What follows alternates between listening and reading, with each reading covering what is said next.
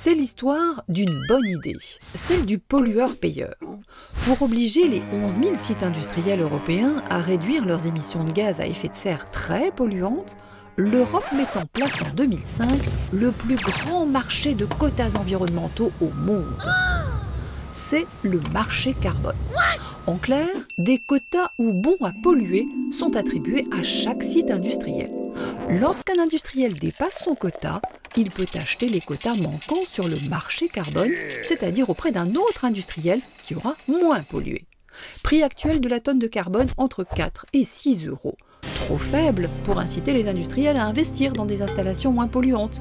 De plus, trop de permis à polluer ont été distribués car ils ont été attribués en fonction des capacités de production et non de la production réelle. Résultat, des quotas excédentaires revendus sur le marché carbone et qui se transforment en cash. Les grands groupes industriels comme les cimentiers en ont fait un business. Les millions de quotas en trop se transforment en millions d'euros. Le pollueur-payeur devient le pollueur-payé. Bref, la grande arnaque. L'Europe a décidé de faire le ménage en réduisant progressivement les quotas, mais les menaces de délocalisation des cimentiers l'ont pour l'instant emporté sur la préservation de la planète.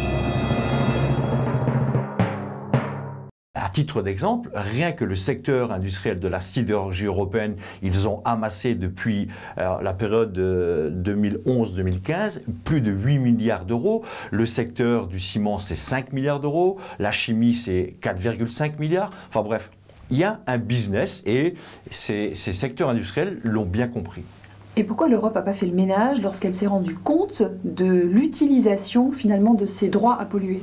Mais c'est là où on voit effectivement la faiblesse de l'Europe, c'est qu'il n'y a pas assez d'Europe et chaque pays a fermé les yeux parce que les secteurs industriels expliquaient à qui voulait l'entendre bien que cette politique d'octroi de quotas gratuits leur permettait de refaire des marges, de passer la crise sans trop de mal, ce qui est complètement faux parce qu'en réalité lorsqu'on regarde l'argent qui a été cumulé par la vente de ces quotas gratuits, si au moins elle avait bénéficié d'un investissement, on se serait dit l'objectif a été atteint. Mais si on regarde de plus près et si on gratte le vernis, on se rend compte que 90% de cet argent amassé a été dans la poche des actionnaires versé en dividendes.